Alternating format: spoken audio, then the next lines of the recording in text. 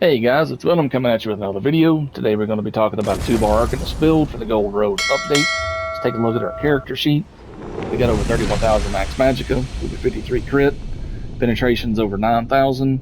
Spell resistance is 14,000. Physical resistance 11,000. We got all 64 points of max magicka underneath attributes. Got blue food, just max health, max magicka. Thief Mundus Stone.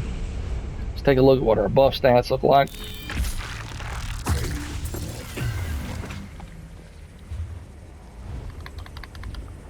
Spell and physical resistance went up quite a bit. Got 4961 underneath spell damage.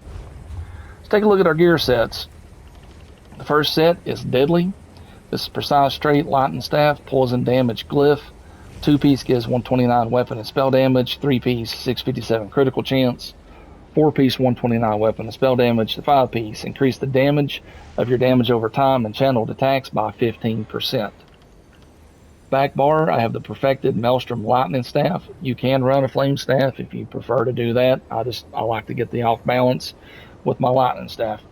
We got Infused Trait, increase your weapon damage and spell damage by 452 for 5 seconds for the enchantment.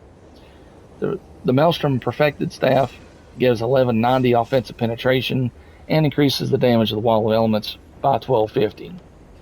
The head is a medium slime crawl. Everything is all divines, max magic enchantments. The 1-piece gives 771 critical chance. We got Deadly on the chest.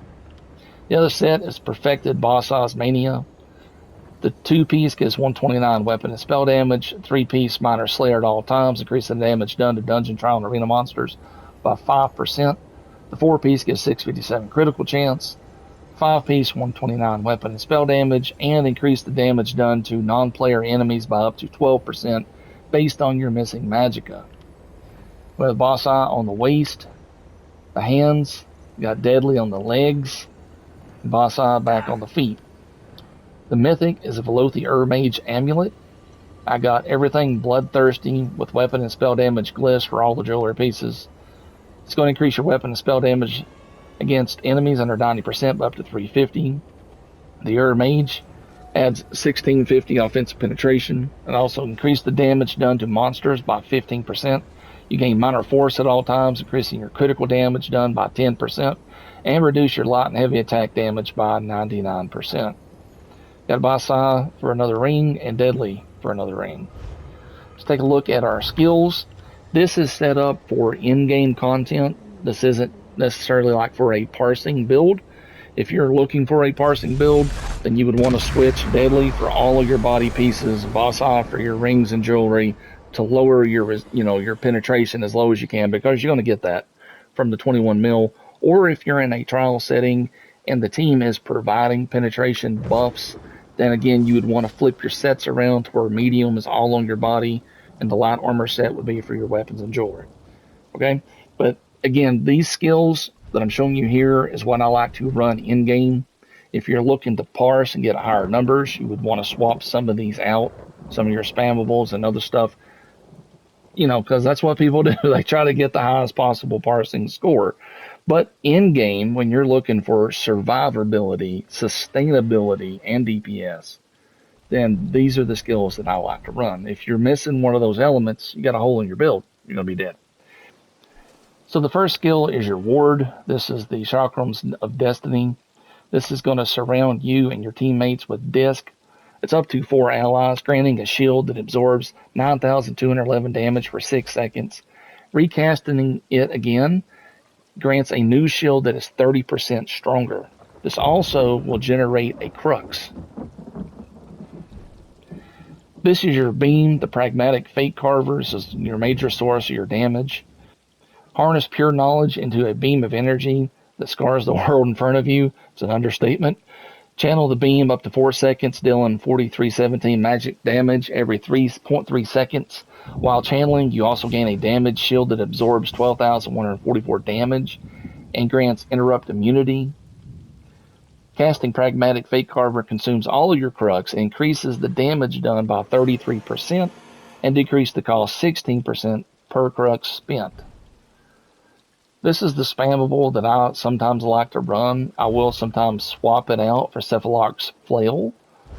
But whenever you're in game and you're trying to play, especially at range, I find this to be a better skill in game, especially when you're running a Magicka build. Your stamina is very imperative. You get run out of stamina and you can't dodge roll, it can get kind of hairy. So this skill has a 22 meter range. The other spammable that I sometimes run, which is Cephaloarc's Flail, this works in an area, but it's a 15 by 5 meter range.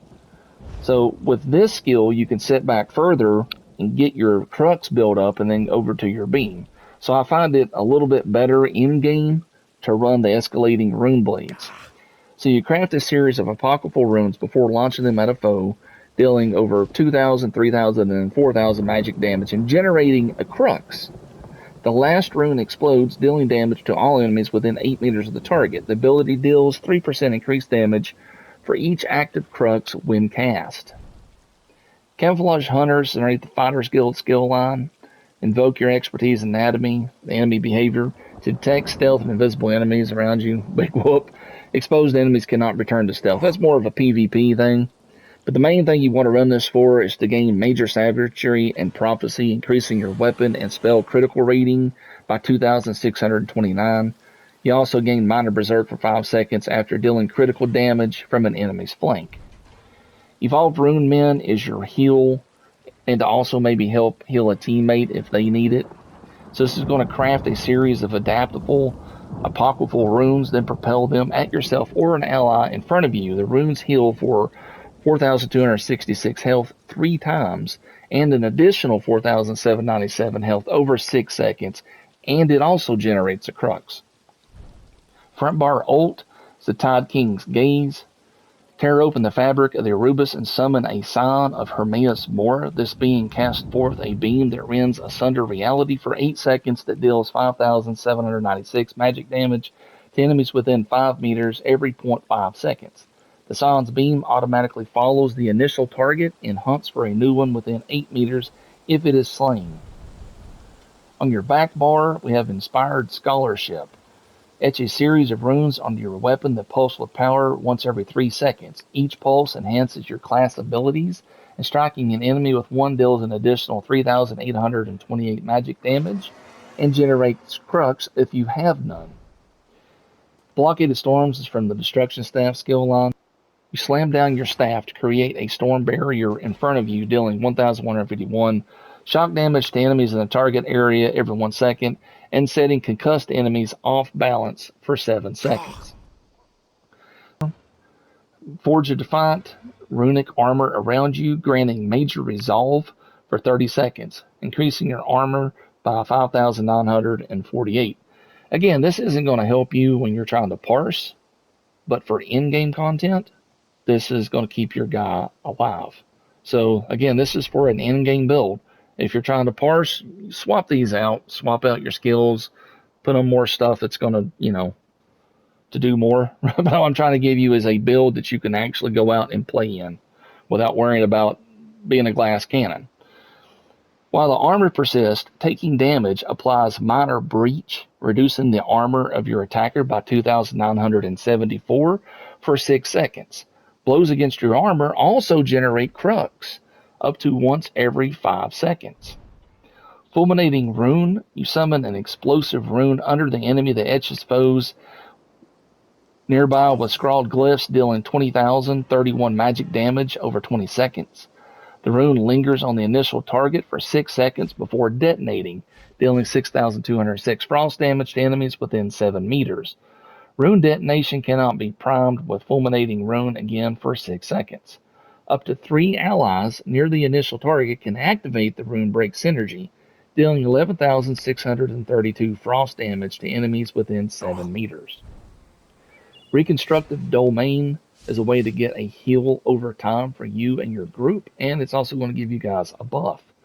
Draw forth your tome to invoke the Leviathan of the Abyssal Sea to conjure a vortex of eldritch power. Standing in this vortex grants you and your allies minor courage, minor fortitude, minor intellect, minor endurance, increasing your weapon and spell damage by 215, and your health, magicka, and stamina recovery by 15%. The vortex also heals you and your allies for 445 health over 20 seconds. Backbar ult is Thunderous Rage from the Destruction Staff skill line. Create a cataclysmic storm at the target location that builds after 2 seconds, then lays waste to all enemies in the area, dealing 9,204 shock damage every 1 second for 7 seconds. The ability lasts 2 seconds longer from using a lightning staff. Alright, let's take a look at our champion tree. Again, if you're trying to parse on your 21 mil target skeleton, I would recommend trying a different setup for your champion tree. This is for in-game play, so if you're trying to parse, I would recommend taking off Fighting Finesse, taking off Wrathful Strikes, and replace that with Backstabber and Exploiter. That's going to give you the highest possible damage. But you're not always in-game going to have stuff off balance 100% of the uptime like the 21 mil target skeleton. And with Backstabber, you're not always going to be flanking your targets in-game. So that is a major difference between in-game and trying to parse. So for in-game content, I like to run Fighting Finesse. It's going to increase your critical damage and critical healing by a total of 8%.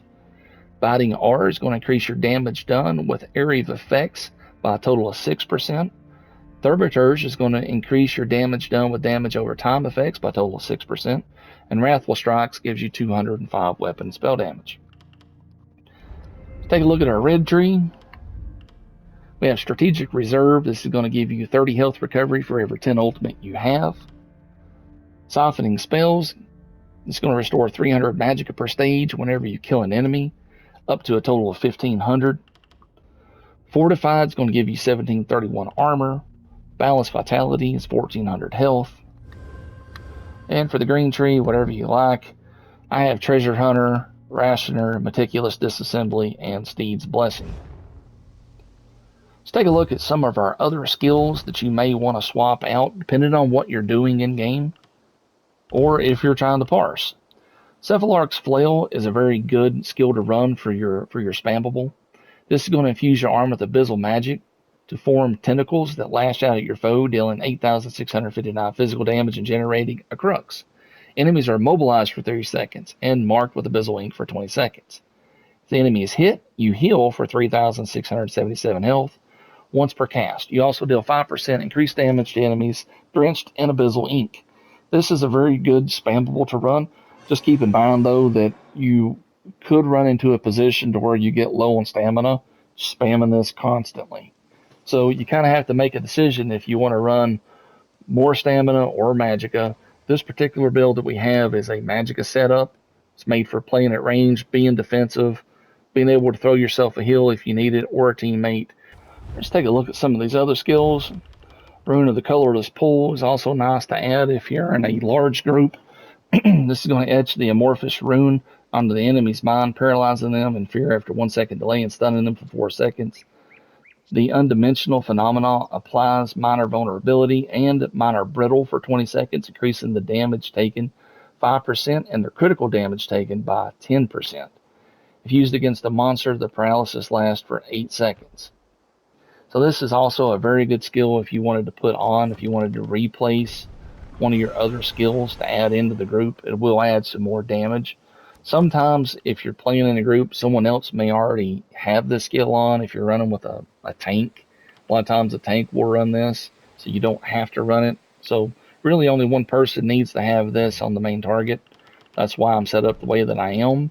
I find that this is better in most groups because this is usually already being applied by someone else. But if it's not and you want to swap it out, then just swap out this skill here. This is kind of your flex.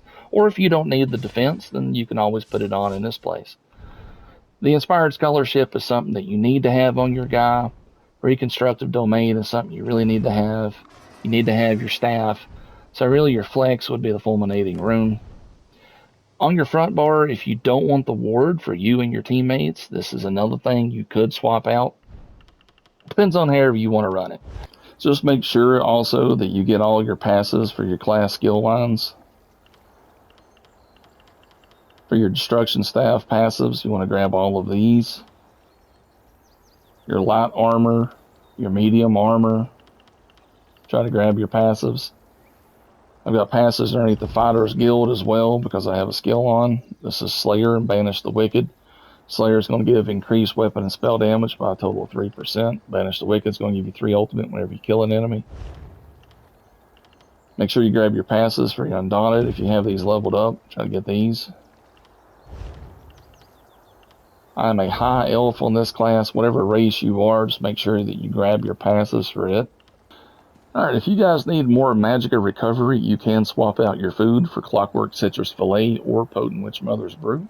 I'm going to show you a basic rotation here for your guy. I'm going to start first by lowering my Magicka just a little bit with Inspired Scholarship.